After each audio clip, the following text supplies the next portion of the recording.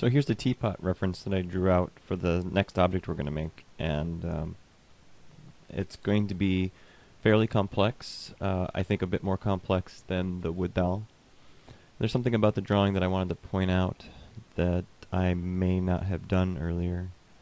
In each of the drawings that I've done on the graph paper, I counted out the number of units width wide something is, especially for symmetrical things or near symmetrical objects, and then I would draw a line at the 50% point so that it would be much easier for me to then align my x0 to that pencil line right there. And then when I scan my references in, I'm very careful to make sure that the graph paper is square to the scanner so that I don't have to do any extra rotations to correct the image in Photoshop. So I can use the image right away. All I have to do is crop out the rest of the paper and I'm ready to go. So I'm just going to align that pencil mark to x0, and I've done it before. You may have seen me do it before. I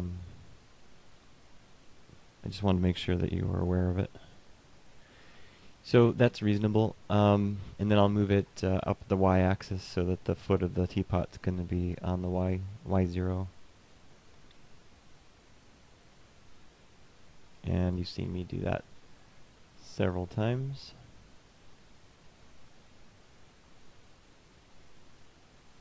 And sometimes holding control and middle mouse clicking in there isn't good enough, so I go in there and type it myself.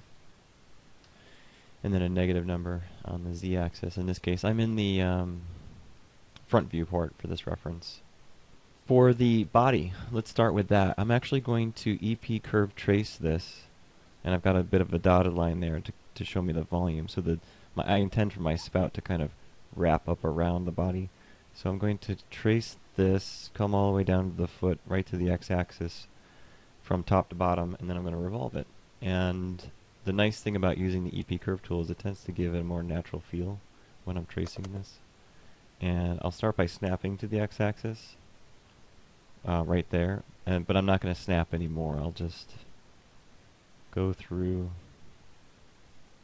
tracing this.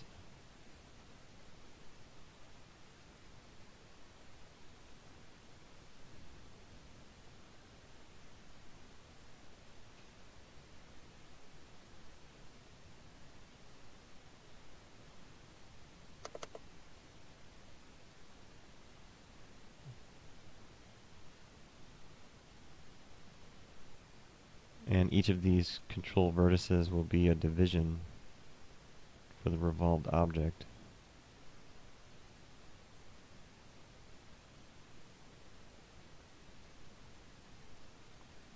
And I'll just snap to the origin. Well, maybe not quite. Maybe drop a supporting point right there and then snap to the origin. That's good. And I can make any corrections to the bottom in CVs. So let's just translate that over. One of these needs to move over. Yeah, that one.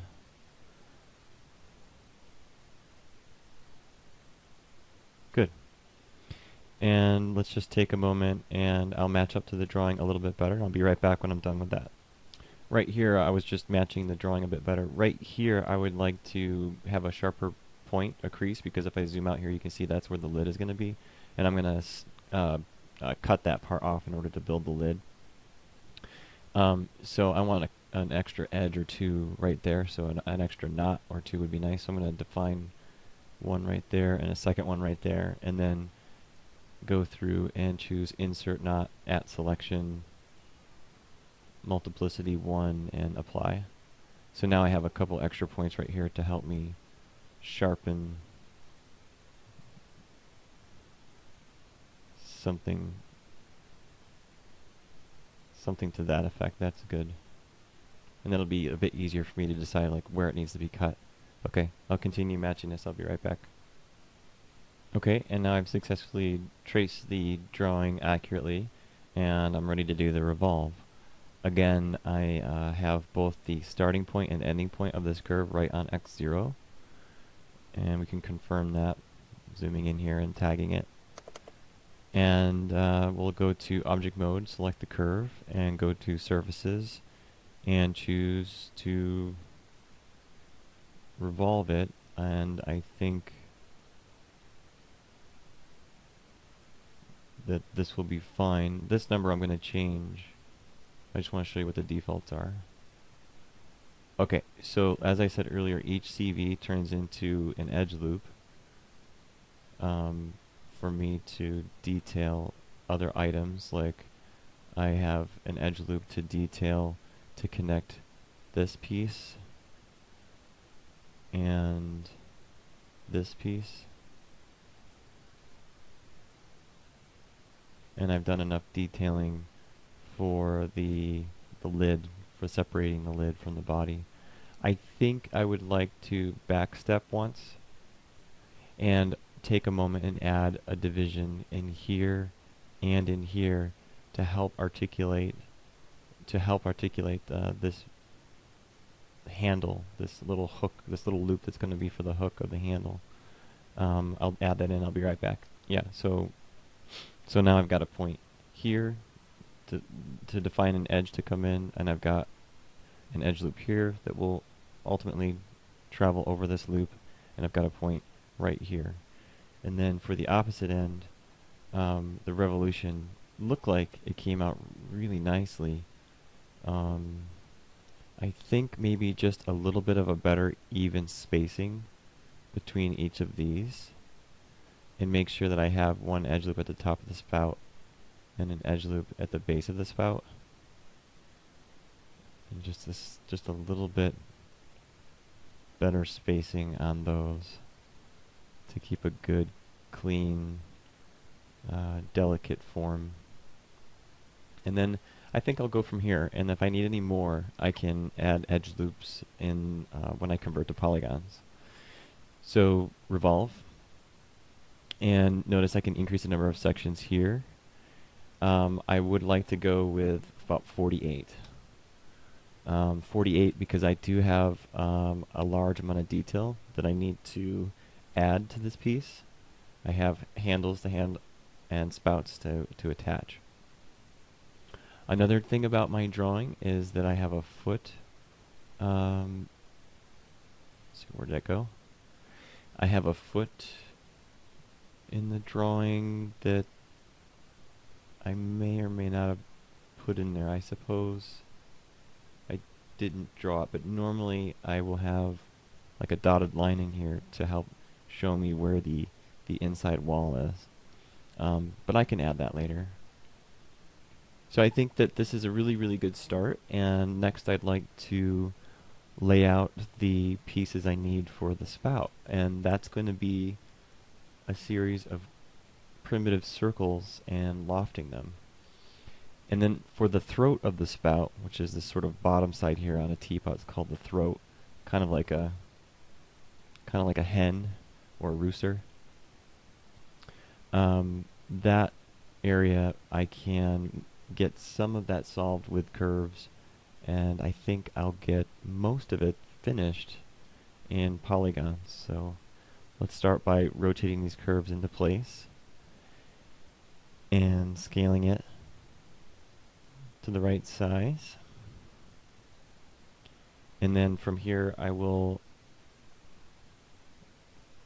translate in object space. I've just switched to object space quickly there. Duplicate it. And I want about maybe 5, maybe 6. I have a very clean looking spout. The only major detail areas I have is like this little crease right here where there's like this change in angle, so I want to have an edge loop at that point. And each one can be scaled just a little bit bigger than the last, so I'm going to use the duplication feature to take care of that for me, and I'll show you what I mean in a second. So I'll duplicate it, move it slightly, scale it up slightly, and then when I shift D, each one will be slightly bigger than the last. Maybe I could exaggerate a little bit more so you can see it.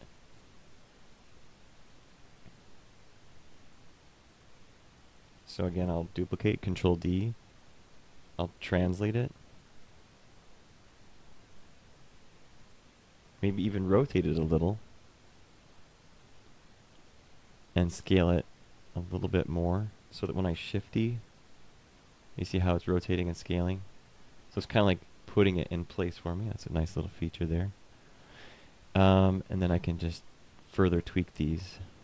And here it is in perspective, if it's harder for you to see in the other view.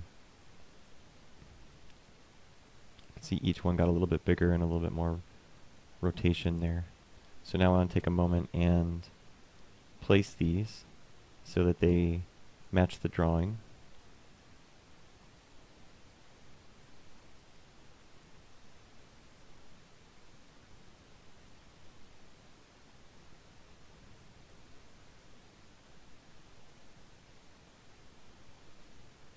Actually, let's get this one down in that crease I mentioned earlier, and then move this one further down.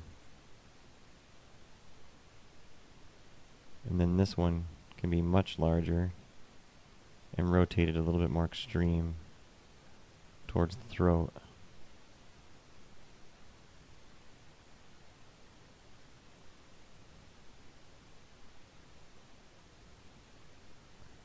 And then this one can be much larger.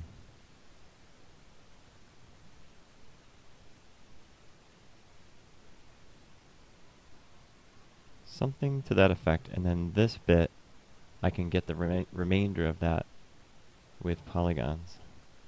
So I'll select them in order and loft them.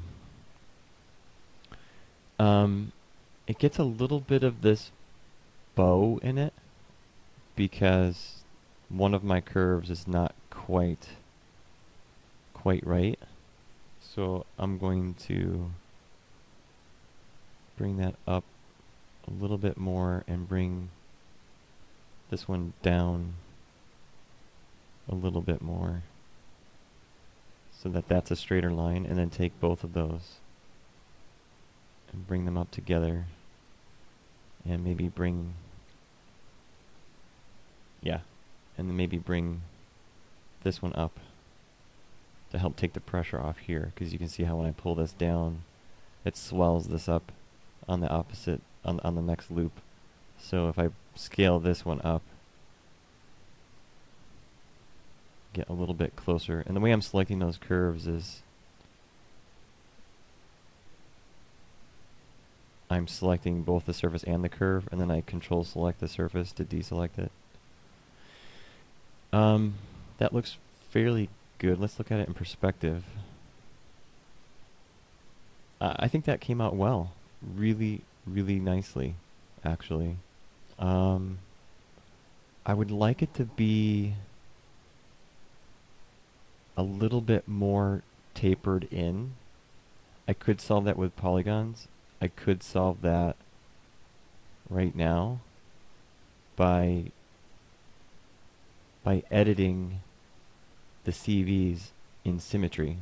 So here's a feature I haven't used much or at all, and it's the reflection. It's really only good for manipulating vertices in an already symmetrical object. And notice how I'm on the z-axis, my object is positive z, negative z.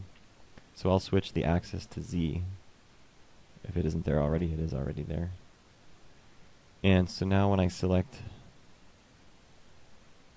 the control vertex, notice how it's highlighted here and here. And so now I can do work to it, like bringing it in. And both sides go. It's nice.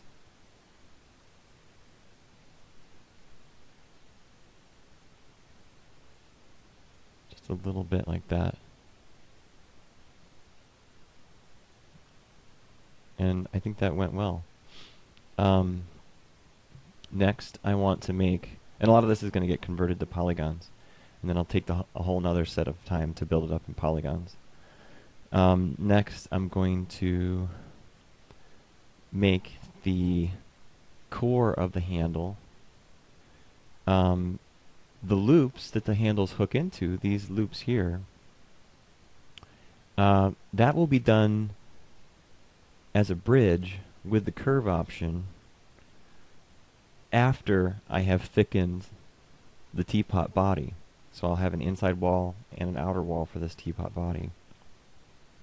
So I will actually be able to pour particles out of it if I wanted to sometime down the road. So I'm going to work on the wire element of the handle, but not the loops. They'll be done last. What I want, and I briefly illustrated it to myself to remind me, is I want like a number of different rods clustered around the center rod.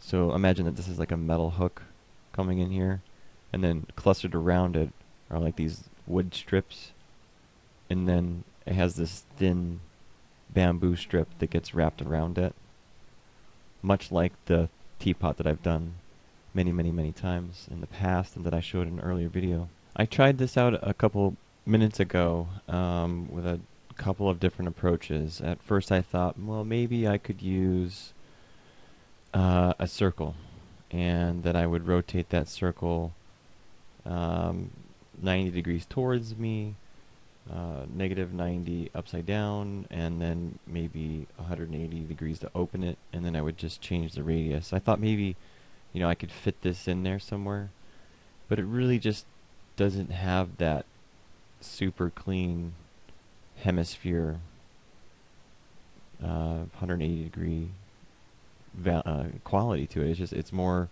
hand built, hand drawn. So I didn't use a compass when I was drawing it, so it makes sense. And I thought, well, maybe I could use EP, because it's a drawing, so I'll just trace my drawing.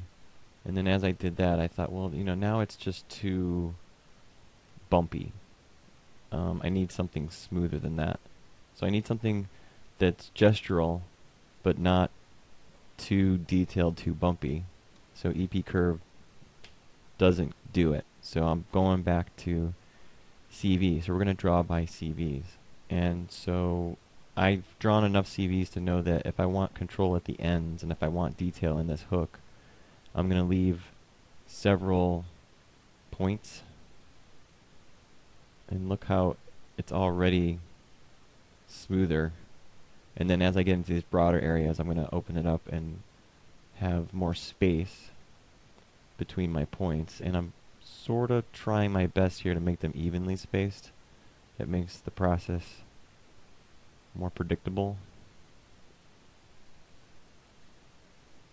And that's pretty good. And as we get towards the end here,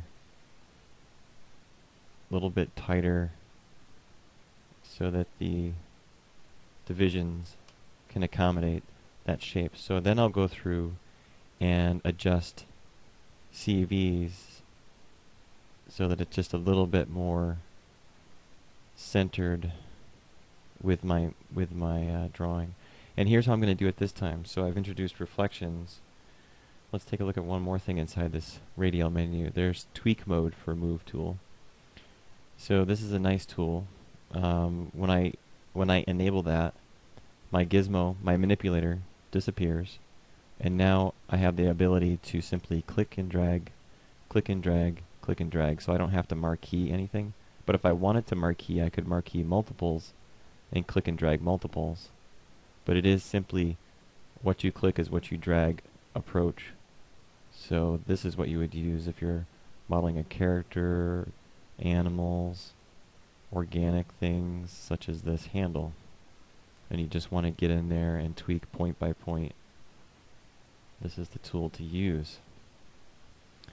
Let me adjust this a little bit more so it's more closely centered with my drawing. And I'll likely find that I still need more divisions in this area, but we'll see how I did in a moment.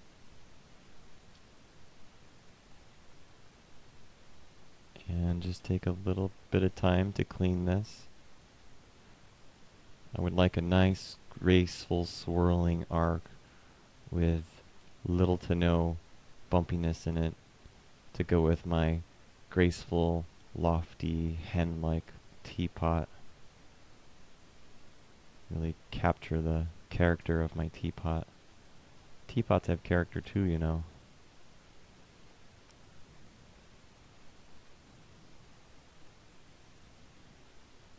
If you really want to entertain guests, be very selective on the dishware that you choose to serve them with. That makes for good conversation. Okay, I think I'm happy with that. So let's go to object mode for this curve and bring in a primitive circle. And so we'll use the circle and, oh yeah, make sure you turn tweak mode back off so that you can see your manipulators.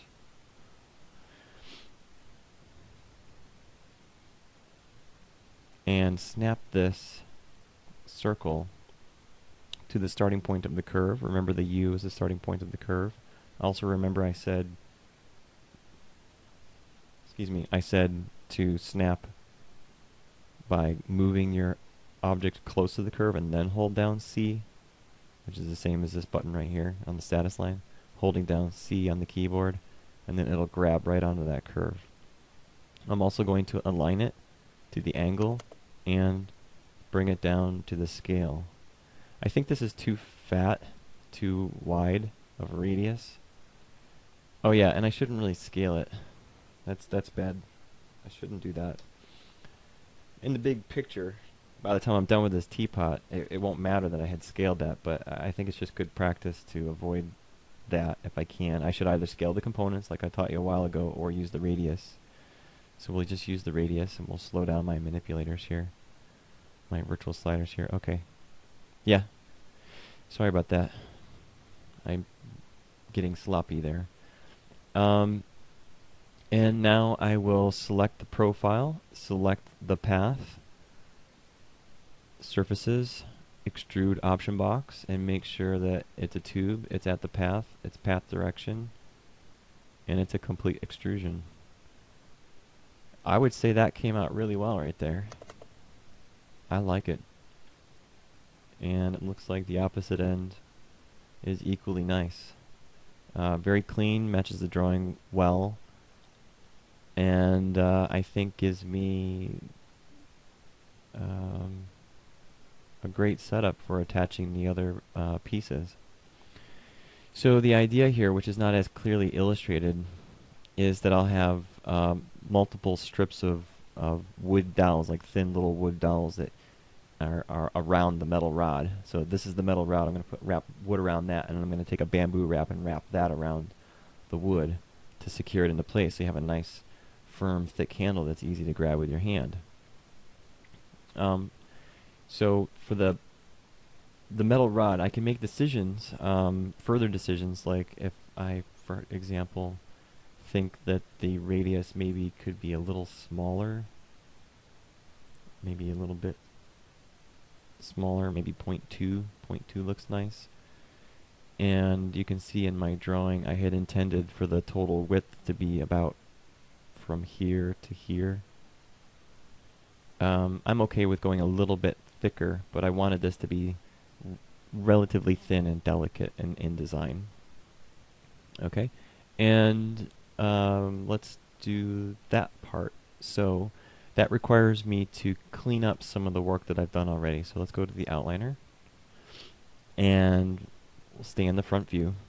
I want to name the different pieces, so we'll rename this one metal rod surface, SRF, and this one can be my metal rod profile curve, CRV, excuse me, and this curve 2 is my metal rod path.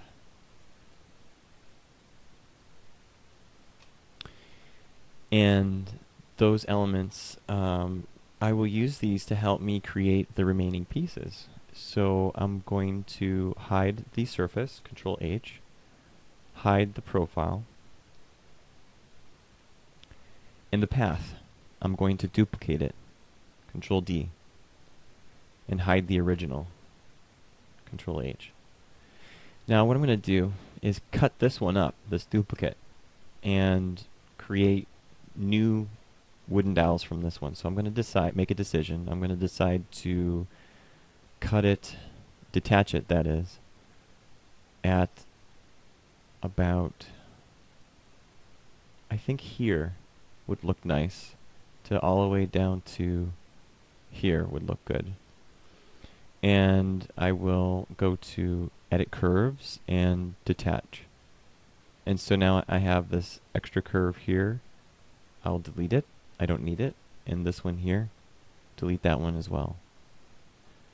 Okay, following me so far? It'll make sense in a few minutes, or you can just fast forward. I'm going to get the circle primitive again. I'm also going to use a radius of 0.2 on this one. And I'm going to snap it to the beginning of the curve, the U telling me where the beginning is, and holding C, snap it in place. And I will go to Control Vertex mode, select all of the control vertices, and move them to the side on the x-axis only. Let's unhide the surface, Shift H, and see how far away I need to move them. So go back to Control Vertex for the circle, select all of those, and move it just until the circle is just touching that surface. Okay, this will make sense in a minute. And then go back to Object Mode and select the circle. And notice that you've left the center. The center for the circle is back here now. What I'm going to do is radial array around that center. Okay, here's how it's going to work. And I'll go to perspective mode so that you can see this more clearly, understand it a little bit more clearly. So there's where I am oriented in space, and I want to revolve and have multiples of this all the way around. So this I'm going to rename profile, wood dowel profile, and that I will instance in radial array. So that'll be under Edit, Duplicate Special, Option Box. Now I know I haven't covered arrays yet. This is the first use of it. And I have a whole nother video for that sort of thing, and spiraling staircase and all of that classic stuff. But it's really useful in this situation. It's already got the settings I need, but let me reset it so I can show you what I did. So by default it's set to copy, and I want instances of this object, and I'll explain why in a moment. I want to rotate it on the y-axis, so there's no indication of which one of these is the y-axis. You simply need to know that this column is x, this column is y, and this column is z. And then this row is rotate. So in this matrix, this center one is rotation on the y-axis. This is the y-axis I want to rotate, and I want to spin around that. Okay, and I want 5 more copies. So I already have 1, and I want 5 more. And so when I hit apply, oops, I did that prematurely. I need to actually enter rotation 60 degrees per object. So each object is going to have 60 degrees from the last one, for a total of 360. 6 times 6 is 36, times 10 is 360. So here we go. And now I've got a radial array around my rod. Close that menu. Okay, now here's a little trick that gets into a bit of understanding of MelScript, so I'm just going to make this really easy for you. I want to group these. A normal group, if I zoom out here, if I just hit Control G, the group goes to the origin. You see it's way down here? Well, I don't want that, so I'm going to undo it. I want the group to be exactly at the center of these objects. So there's a simple little MelScript that you can run. And it's right down here in the Mel input, way down here at the bottom, by the Mel tab.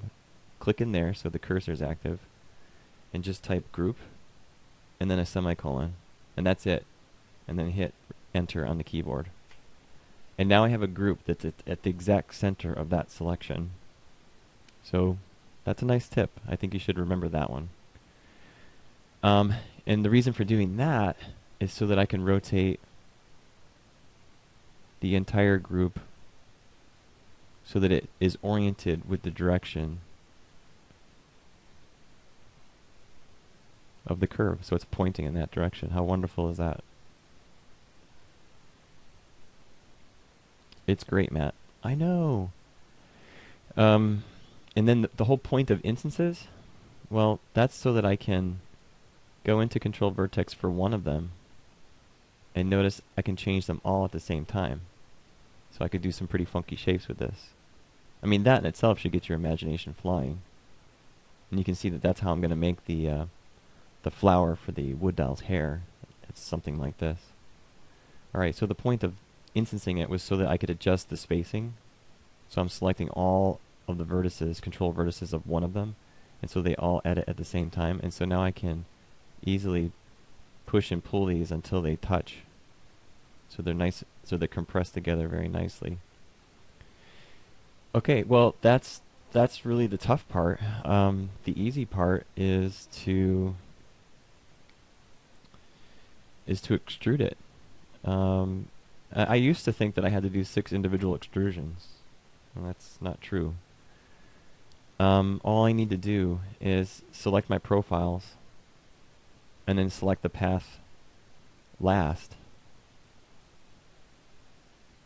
and then go to my extrusion operator, and I don't even think I need to change anything. Let's just use it the way it is. Yeah, that's what I thought. And I get all 6 at the same time. So that's one of the uniquely powerful and blessings of the extrusion operator. Pretty cool, right? So let's check my widths. Number 4, and let's look at the drawing. Let's hide these surfaces for a moment. So, and then show. Let's show them and hide them. Actually, let's put them on a layer. It's easier to do that. Show and hide by just tapping this V icon. So I only want to be about that wide. I don't know, let me pan out here a little bit and maybe look at it in perspective and see if I like these proportions. Let's take a look at this and let's unhide that part. I don't know, that's reasonable proportions. I may have been going a little too skinny for how bulbous this is. I think that would be a reasonable handle.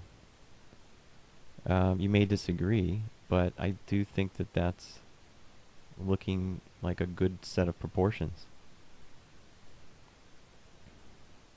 By the way, if you are actually a potter or come from a world of pottery, or maybe you dream to, this is not a this is a very neat way to visualize stuff long before you invest your money into the clay, into the glazes, and it can get kind of expensive. So you know, if you have access to software like this and you know how to use it, you could visualize things long before you make it.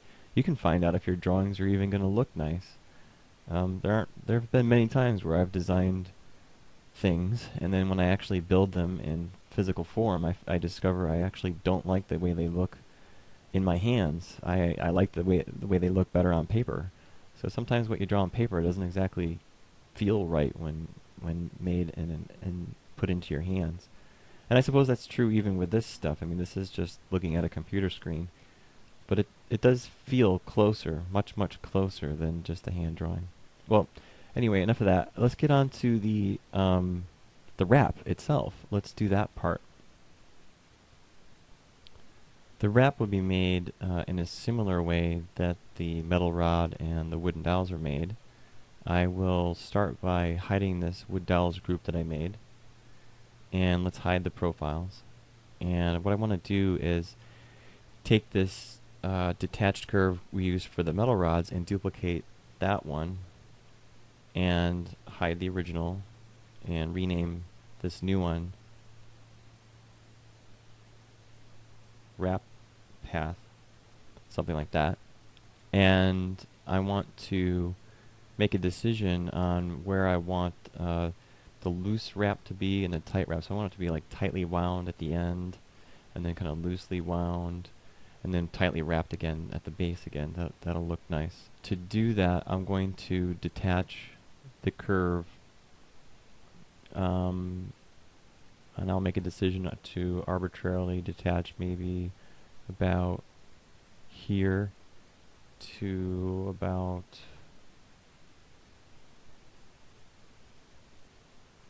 right about there. So this length is about as long as that length. And we'll do an edit curves detach. So I have 3 curves now. And we'll just rename this briefly path center, and then wrap path. We'll just call it right on the right hand side.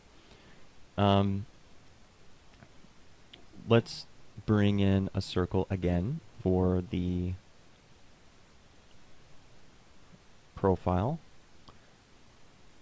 and let's start with one of the tight wraps and snap it into place like we had done earlier, and rotate it to point roughly in the direction of the tangent handle, and reduce the radius to, let's start with 0.2. We might go lower, and then leave it right where it is. Select the path, adding it to the selection, and doing the extrusion. Increase the rotation to some large number like 3600, 10 times around, and then translate this away. And how far away I go is based on a couple of factors. One is the radius of the wooden dowel, so let's unhide those. And I want the inside edge of this extrusion to be up against that, and I can see it easier in perspective. So let's select that circle and translate this in until they just hit F to frame it up, until they just barely clip. Just barely clipping. A little bit of clipping is, in this case, I think good, because it encourages and it confirms that they're connected. Now we'll take some time to rotate and change the shape of this so it's more ribbon-like instead of like a coil. To do that, I will flatten it by selecting its control vertices.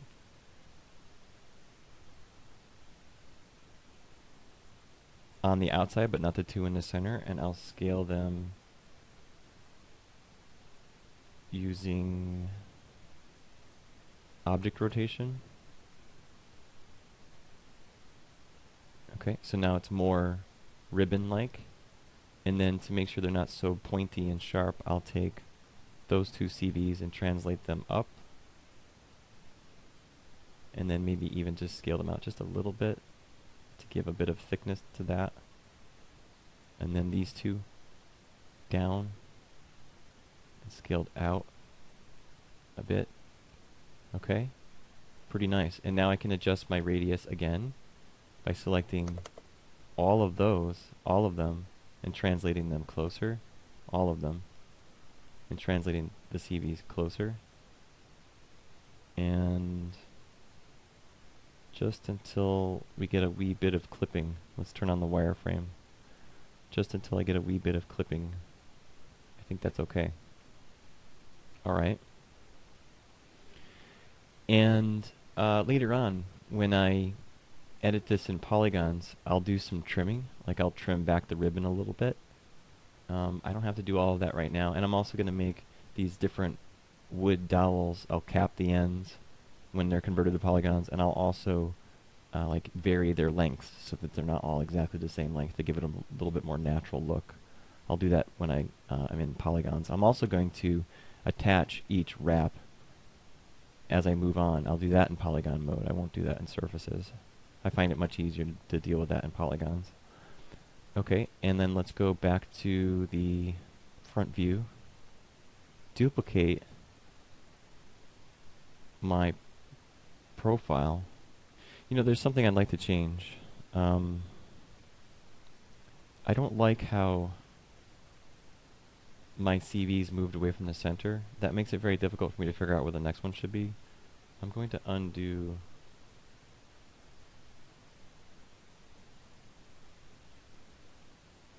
until it's back in place. And then instead of moving the CVs closer, I'm going to move the object closer.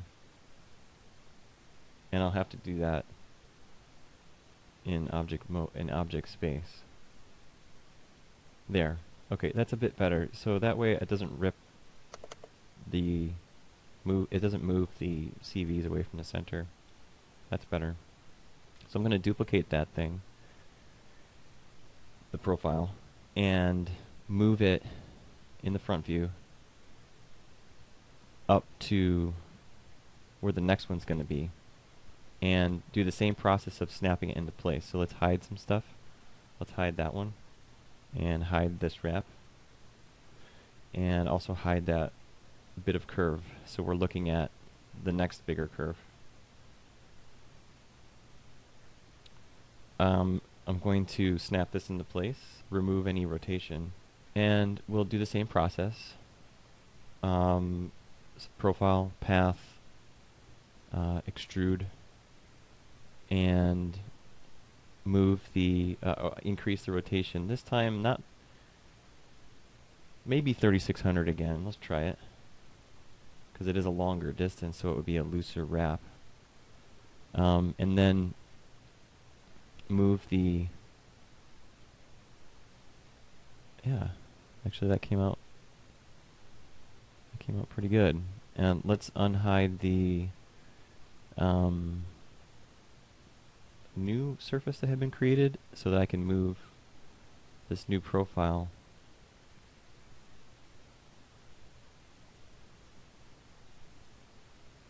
Let's see what that looks like. Well, it's not a terrible idea. I think that may be okay. That's a little looser than I want it to be. I would like maybe double the amount. So that did work out well, by the way. So moving this to sort of match the position of the end of the last one and rotate it so that it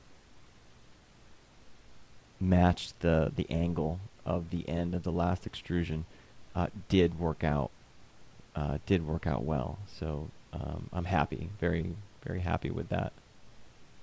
And adjusting this distance and getting it to match to the last one does kind of snug it in there, and I get a little bit of clipping. So it did work out well. I wasn't thinking it would, but I'm glad that it did.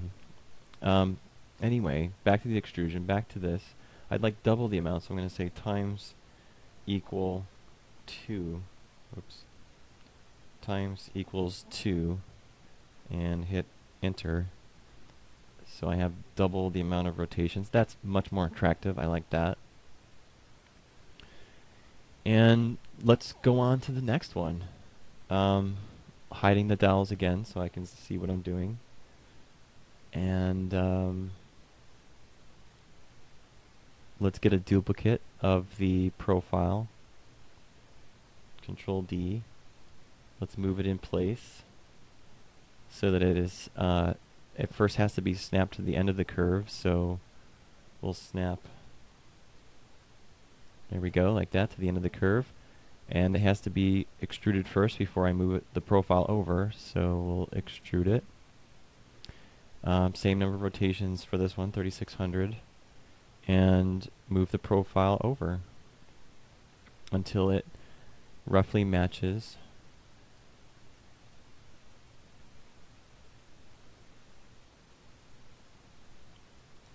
Maybe hit number 4 to make this easier to see. In fact, let's go back to the other one and hit number 4, right, so I can see through and make sure I'm matched up, so I can match this up even better. So this green line to the black one. Yeah. Just a little bit better.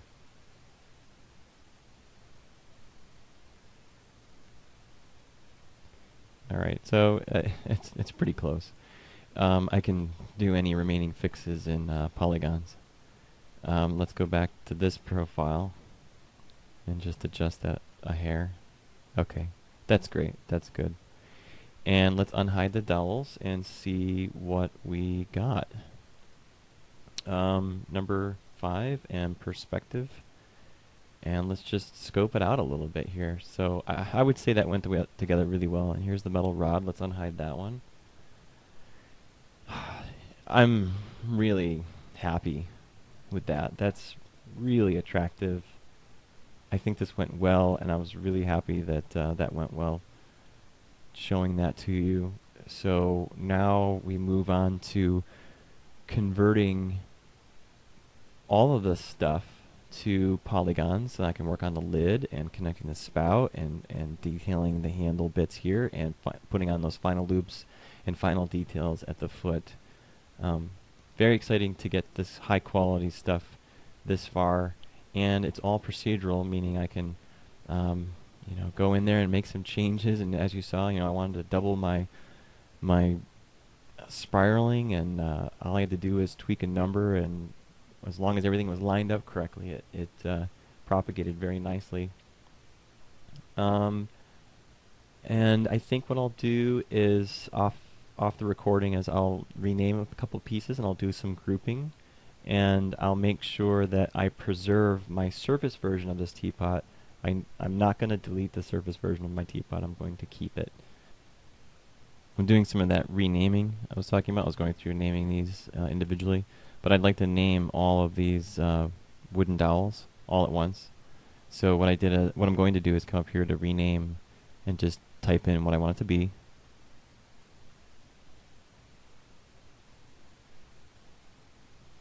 And I'll end it with an underscore, and then when I hit enter, you can see Maya automatically numbers them, so that's convenient.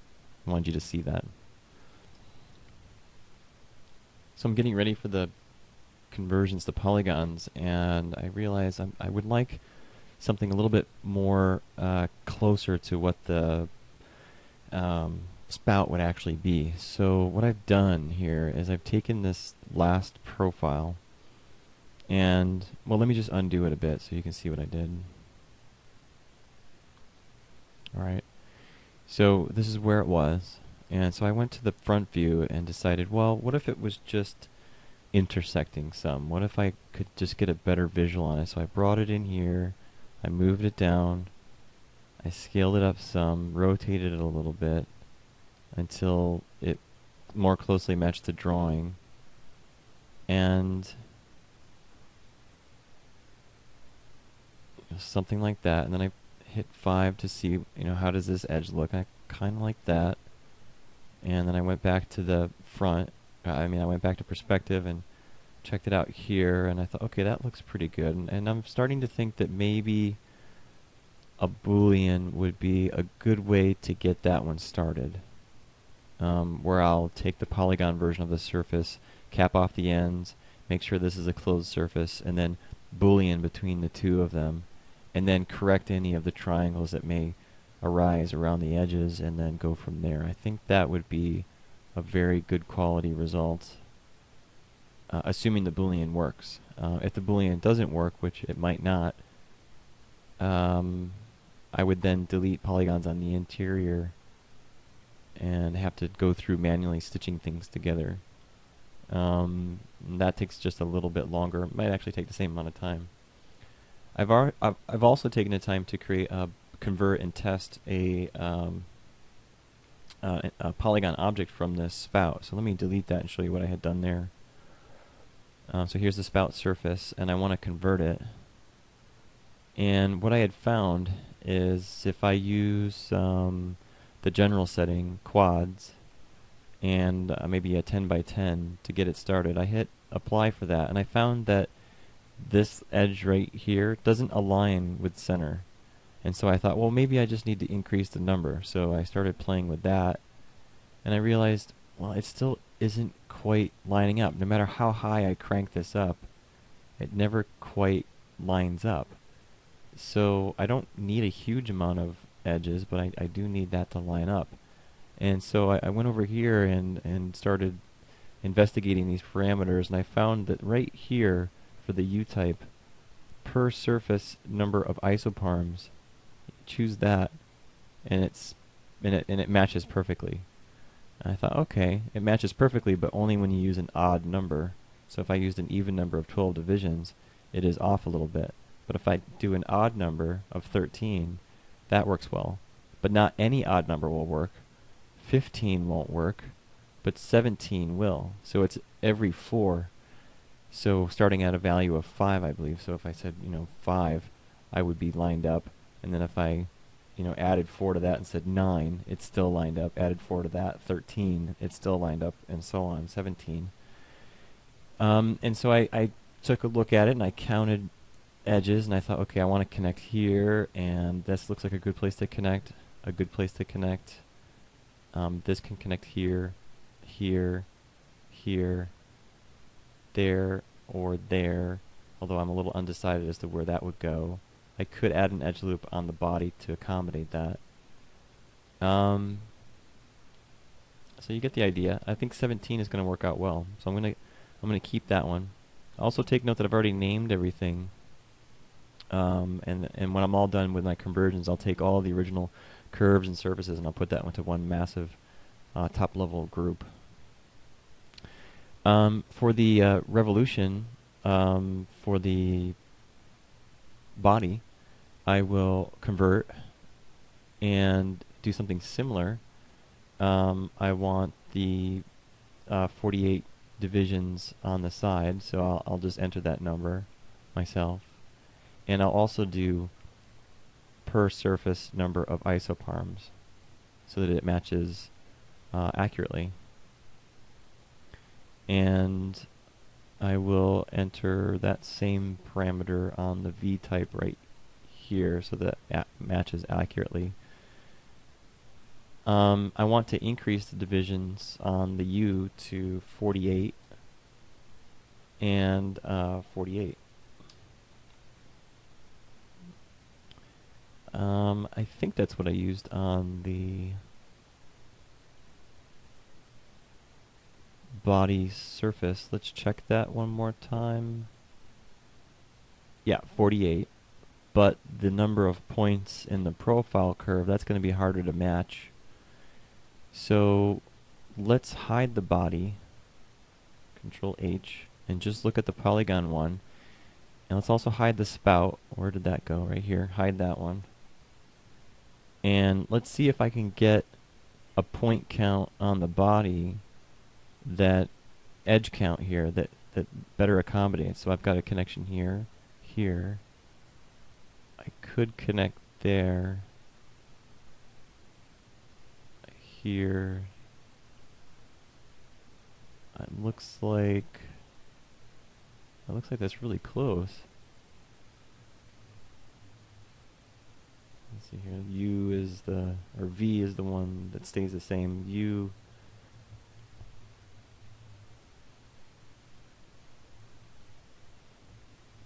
I'm afraid to go less than 48 because I don't want to lose detailing down here or at the top. So I think I'm going to go with this. I'm okay with it. So end decision. I'm going to go with a 48 by 48 for the body.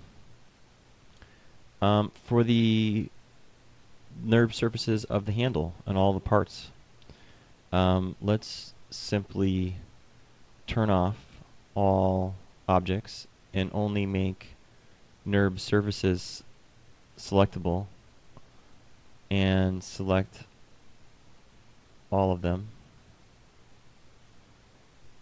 all at once, and we'll convert all of them all at the same time, and we'll go to modify, convert NURBs to polygons, and this time we'll use the easier version, control points, and hit apply. And so the subdivision surface version of those, number 3 on the keyboard, will match the surfaces. So let's select those surfaces one more time and hide them, Control H. So now we're just looking at the polygons. So I think I've hidden all the surfaces. Yep. And I think it's a good time to select all of the elements from the surface work and curve work. That looks like it's all of them. Group those into one top level group and hide that group. And then let's just rename that group Teapot as surface. Let's just say something like that so I'm a little easier to see what it is. And let's just put that at the top. Okay, so the rest of these parts. So now I need to make a lid and extract that. I need to make the spout connected. I need to thicken the teapot. I need to add those loops. And I need to make detail adjustments and cap holes on these pieces. So let's get to work on that.